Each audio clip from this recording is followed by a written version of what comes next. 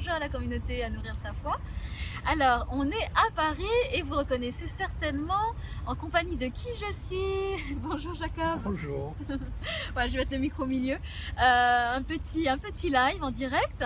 Alors, c'est la première fois que je revois Jacob depuis les vidéos qu'on a réalisées et je suis absolument ravie de partager quelques opinions avec lui. Alors, juste pour vous montrer brièvement, hop, là où on est, et puis que vous puissiez me dire si vous nous entendez bien, si la qualité du son est ok. N'hésitez pas à faire un petit commentaire ou un petit pouce bleu pour nous signaler.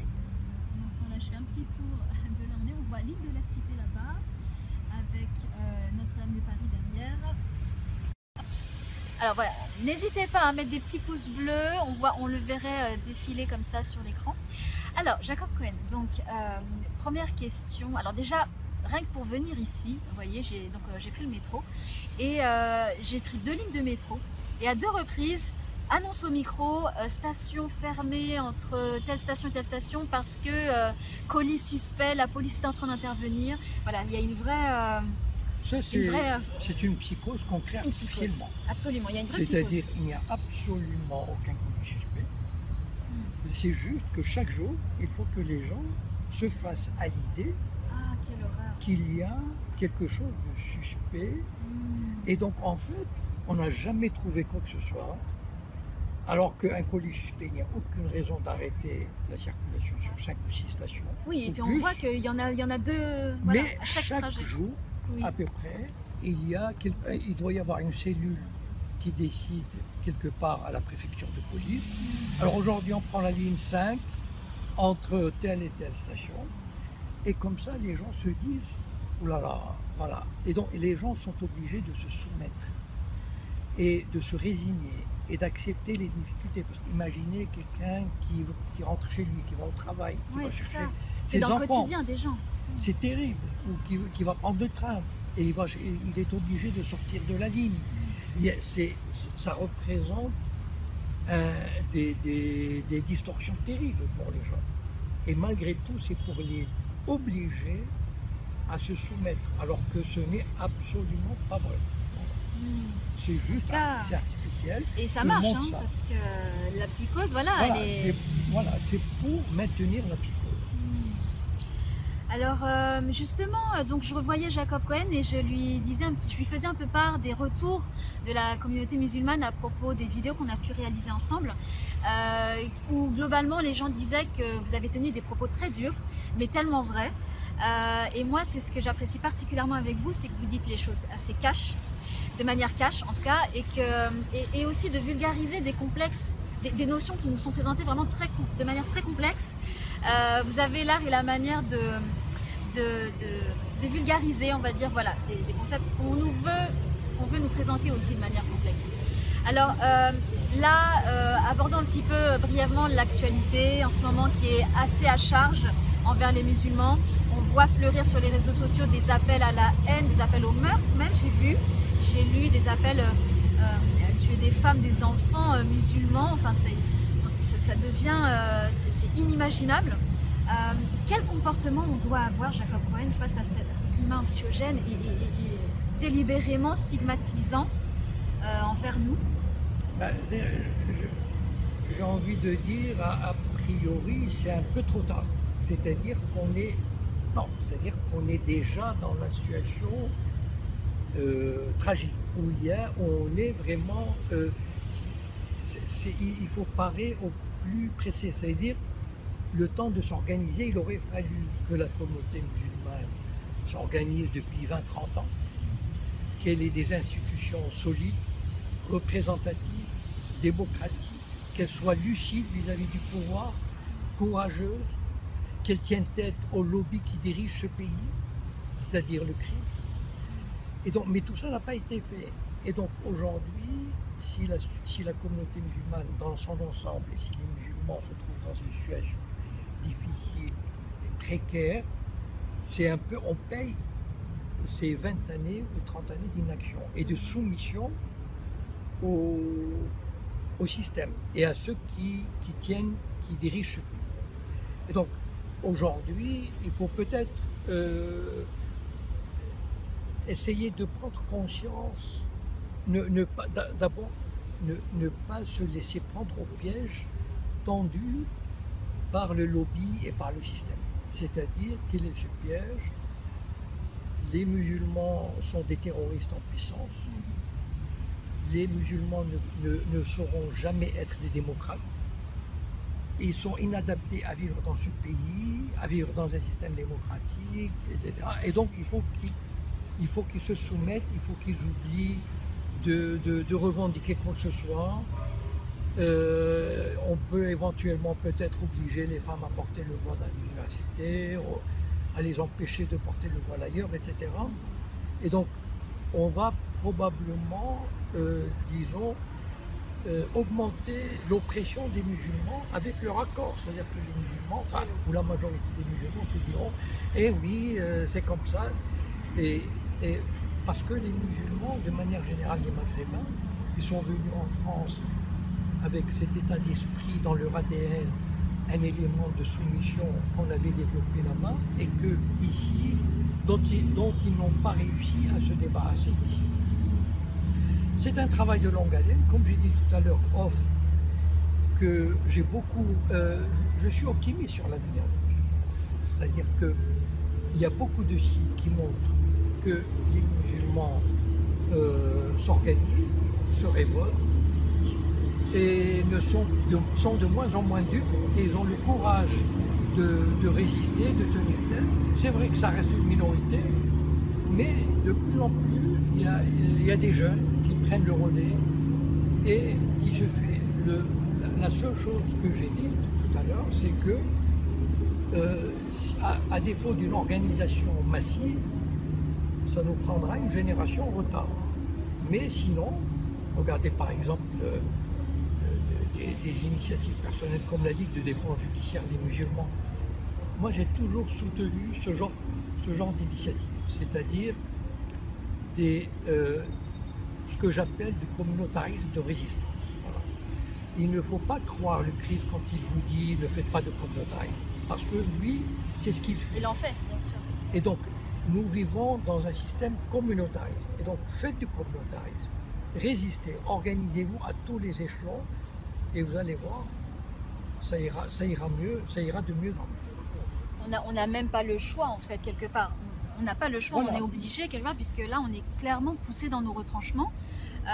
Votre expression raser les murs, là Ouais. elle prend tout son sens. On nous pousse à nous raser les murs, à avoir honte d'être musulman, à se cacher. Enfin, qu'est-ce qu'on doit faire? C'est vrai que du coup, on n'a plus le choix. Là, on a vraiment. Oui, aujourd'hui, Manuel Valls a dit qu'on peut être fier de porter la kippa, bien sûr, mais il ne faut pas être fier de porter le voile. Voilà. Oui, il est C'est-à-dire, le anti-voile, voile, ça c'est sûr. c'est un signe de régression. Et donc en fait, moi j'imagine, pour beaucoup de musulmans, vous savez, moi c'est une chose qui m'a frappé. Regardez où se niche la répression. Il y avait un employé d'un bureau des bagages à Nice, ou sur la Côte d'Azur, qui était rentré en saluant ses amis d'un salam alaikum. Il a été mis à pied sur le champ. Ah oui, Voilà. j'ai entendu cette histoire. Voilà. Imaginons un juif qui va dire shalom, allez, mais rien.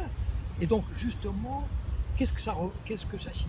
Ça signifie qu'on veut dire aux musulmans, mais surveillez-vous, surveillez votre langage, baissez la tête, ne parlez pas arabe, ne dites pas que vous allez à la mosquée, ne dites pas que vous faites ceci, que vous faites cela.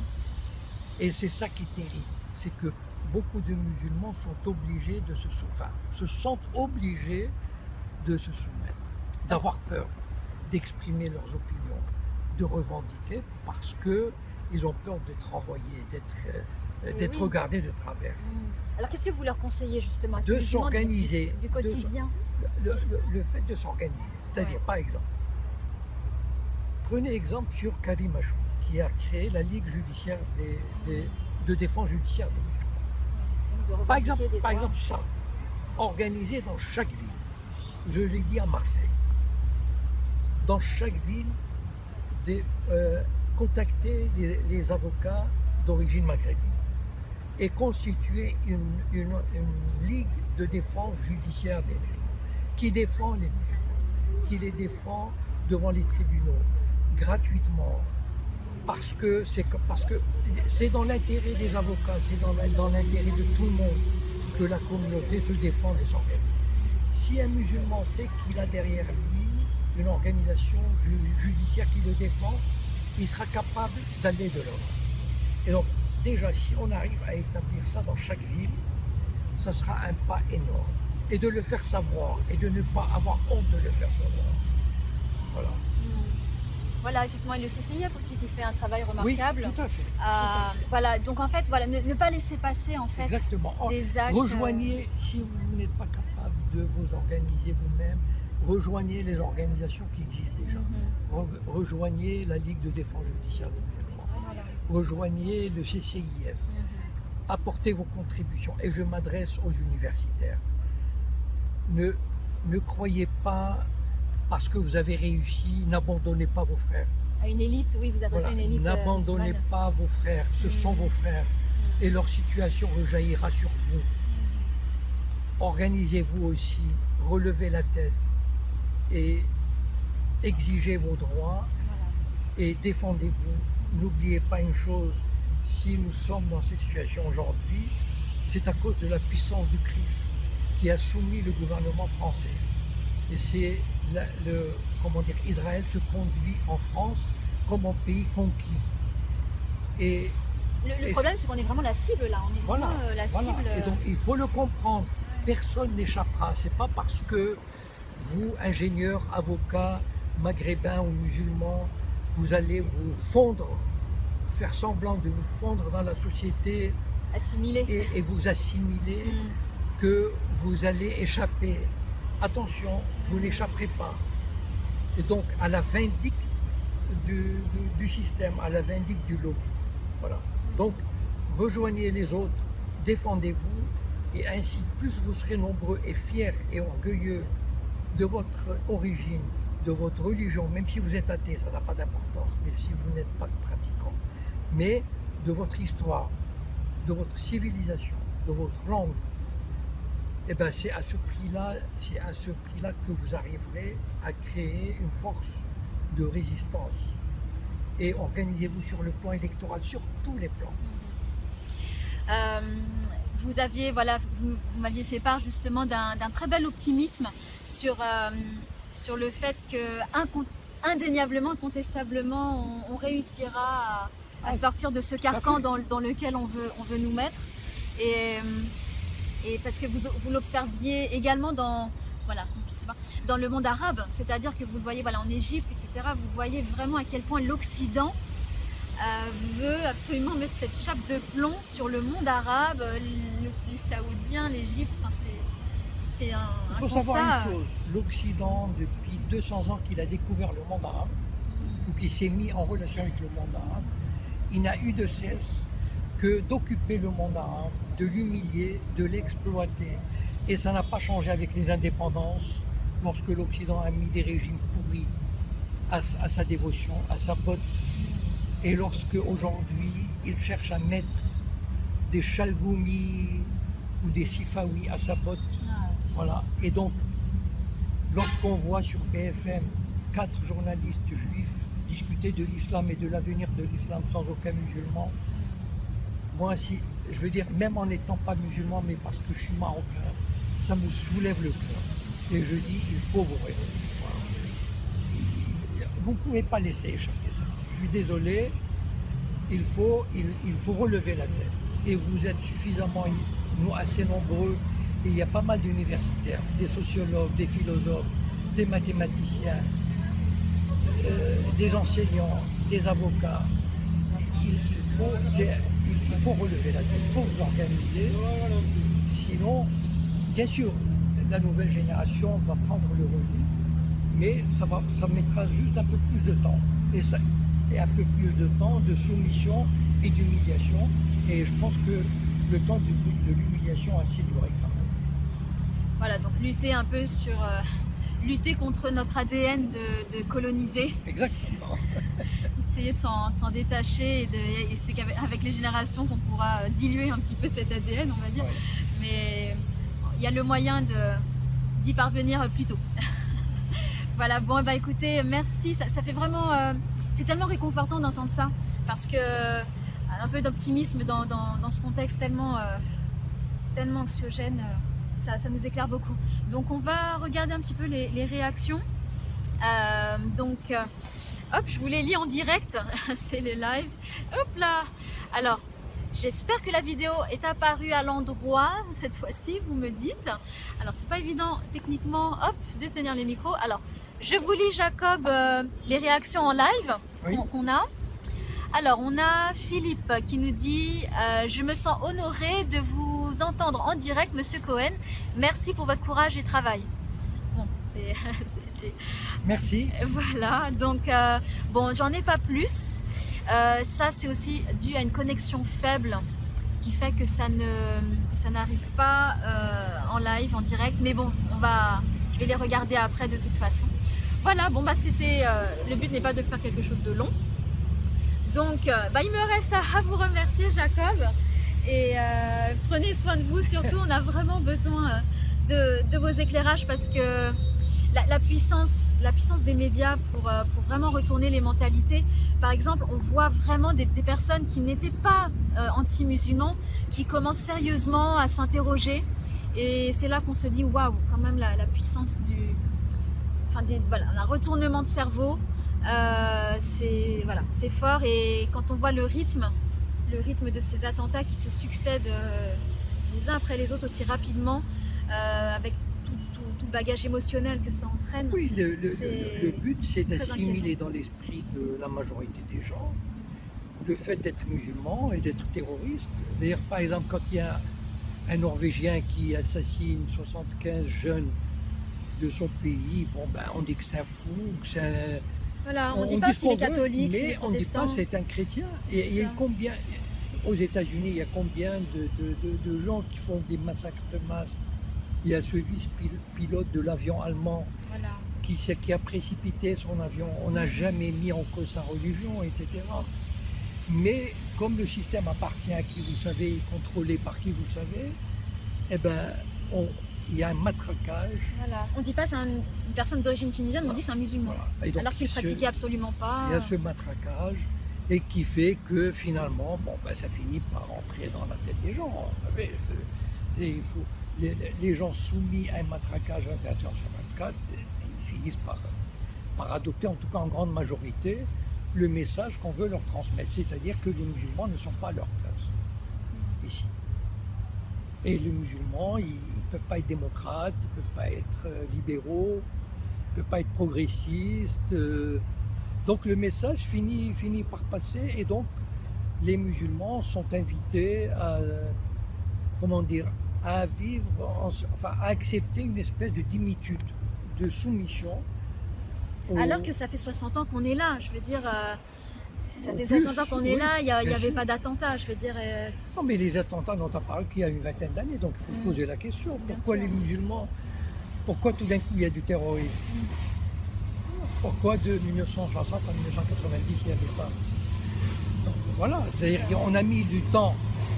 On a mis du temps pour l'organiser, et puis maintenant il produit ses pleins effets. Voilà. Bon, et ben écoutez, merci encore Jacob Cohen. J'espère que le son aura été ok. N'hésitez pas à mettre un pouce pour nous dire si c'est le cas. Et puis bon,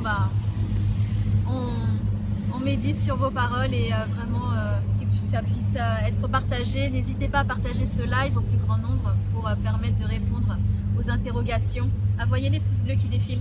Voilà, envoie-les. C'est ça.